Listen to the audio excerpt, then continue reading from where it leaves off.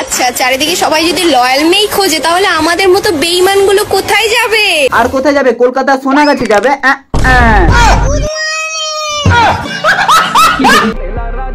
আমার মা জিজ্ঞাসা করছে তুমি কি কাজ করো? গাঞ্জার ব্যবসা করে। করবি নাকি মানা তুই? আমি গ্যাংস্টার। লাউড়া স্টার আমার তুই। পাড়ার লোক আমাকে মস্তান ভাই বলে। মস্তান ভাই না চুদ্রি ভাই বলে ডাকে।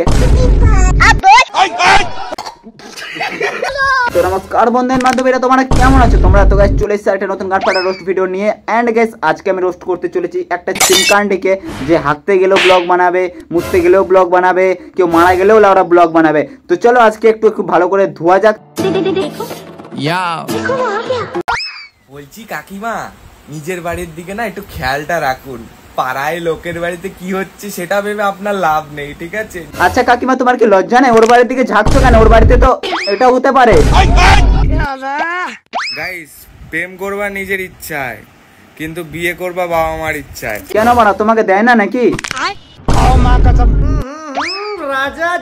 আমাদের মধ্যে কারোর কোনো ক্ষমতা আছে যে রোস্টারদের কাছে আমার ভিডিও পৌঁছে দেবে?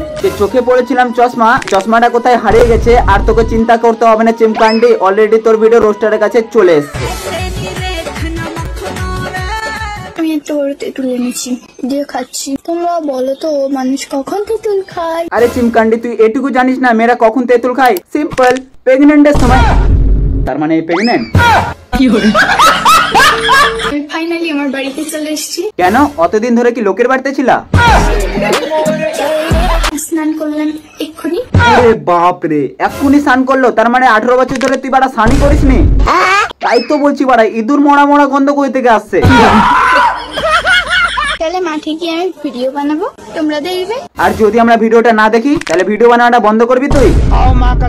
জনতা মাফ নেই করেগি। তো বাস গাইস, আজকের জন্য অতটুকু। ভিডিওটা কেমন লাগলো প্লিজ কমেন্ট সেকশনে জানাবে। এন্ড গাইস, চ্যানেলে নতুন হয়ে থাকলে চ্যানেলটাকে সাবস্ক্রাইব করে দাও। এন্ড ফেসবুকে দেখলে গাইস ফেসবুক পেজটাকে ফলো করে দাও। তো দেখা হচ্ছে নতুন কোনো ভিডিওতে, ততক্ষণের জন্য ফলোটা করে দিও।